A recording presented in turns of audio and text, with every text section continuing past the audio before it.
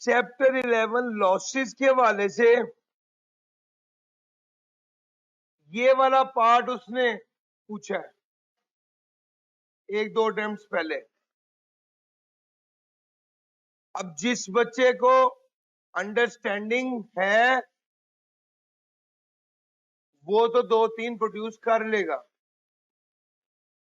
Cramming वाला पूरे produce कर पाएगा। अंडरस्टैंडिंग भी चाहिए, क्रैमिंग भी चाहिए। लॉस में अक्सर वो पूछ लेता है अंडरस्टैंडिंग क्रैमिंग दोनों चाहिए। लॉसेस में से पता नहीं क्या बात है, अलंगे है ये एक बार 5 नंबर का बिजनेस के लॉस का पूछा और 4 नंबर का कैपिटल गेन के लॉस का पूछा, 9 नंबर का पूछा क्रैमिंग। तो इस लॉसेस वाले एरिया के हवाले से मुझे लगता है कि एहतियात ही करें तो बेहतर है। वैसे तो मुश्किल नहीं है, लेकिन इसकी अंडरस्टैंडिंग भी इंपॉर्टेंट है और क्रैमिंग भी इंपॉर्टेंट है।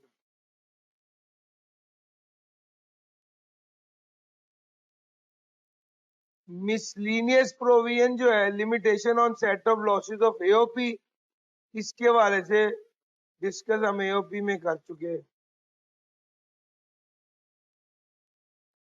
सर जी tax credit on donation mainly understanding है सर। अच्छा जी, contribution to P fund mainly understanding है सर।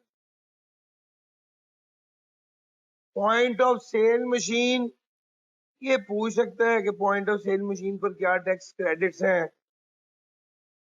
इसको करें।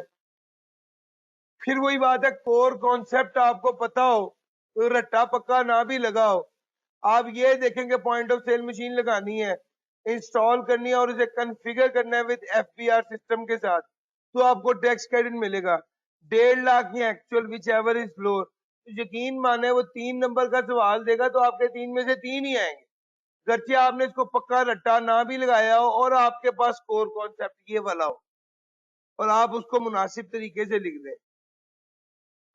बाकी मिसलीनियस वाला ये अंडरस्टैंडिंग है।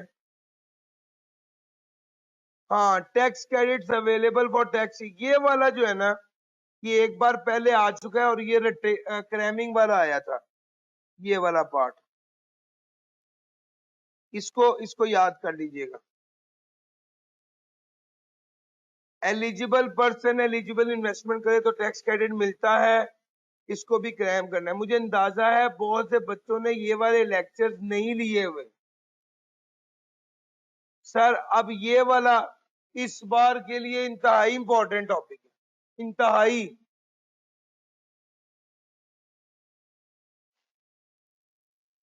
एक अनफॉर्चुनेट, चलो लंबी बात हो जाएगी बाद में करूंगा, अभी इस वक्त ये कि ये इंपॉर्टेंट है, इसको क्रैम करना है। ग्रीन फील्ड इंडस्ट्रियल अंडरटेकिंग क्या होती है, क्रैम करना है सर। एग्रीकल्चरल इनकम, ये भी क्रैम करना है सर आपने।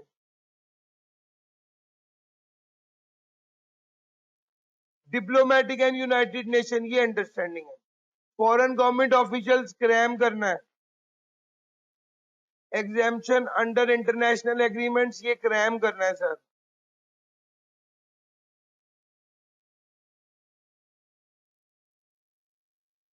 President honour profit on debt, profit on debt वाला भी क्रैम करना है सर। प्रेसिडेंट ऑनर वाली तो एक ही लाइन है। Scholarship under an agreement to live apart, understanding cramming. Federal provincial और लोकल गवर्नमेंट, ये कॉन्सेप्चुअल बात है, आपको पता होनी चाहिए। Foreign source income of short term resident, concept भी चाहिए और क्रैमिंग भी चाहिए। रिटर्निंग एक्सपेट्रिएट, कॉन्सेप्ट भी चाहिए और क्रैमिंग भी चाहिए। उसके बाद ये exemption and tax provision in other laws है ना, ये सिर्फ अंडरस्टैंडिंग है। उसके बाद सिर्फ अंडरस्टैंडिंग है एंड तक। ये था चैप्टर नंबर 11। चैप्टर नंबर 13,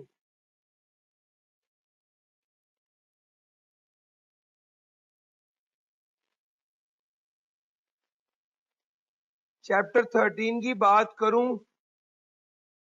तो इसमें मेनली अंडरस्टैंडिंग ये है फॉरेन सोर्स इनकम क्या होती है, फॉरेन टैक्स क्रेडिट क्या होता है, फॉरेन लॉसेस का क्या ट्रीटमेंट है, and that's it. Short term resident और रिटर्निंग एक्सपेट्रिएट, ये यही वाली बात चैप्टर 11 में भी है और यही वाली 13 में भी, ये तो वहीं पे ही आप क्रैम कर लेंगे, तो इसमें कोई खास कुछ है नहीं।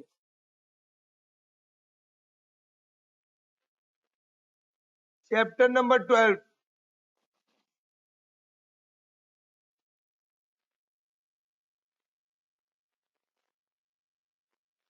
चैप्टर नंबर 12 में पहला डिसीज इंडिविजुअल, ऑथर और इनकम फ्रॉम माइनर चाइल्ड, ये तीनों क्रैम करने हैं।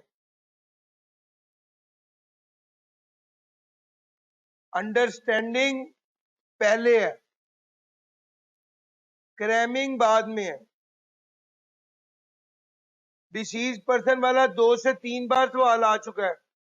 उसके दादा फौत हो गए, वो लीगल रिप्रेजेंटेटिव था, बताएं क्या होगा। अब आपने ये लाइनें याद की होंगी तो इसको लिख देंगे।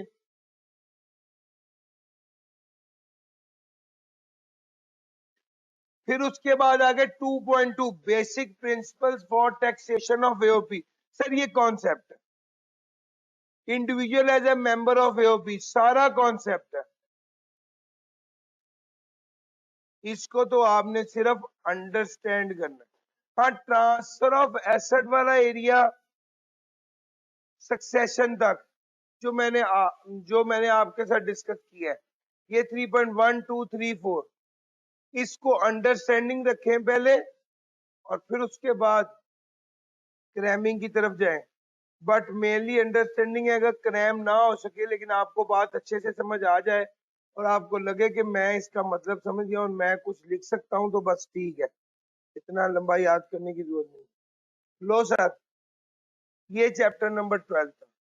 मैंने चैप्टर बाय चैप्टर आपको सारा बता दिया है।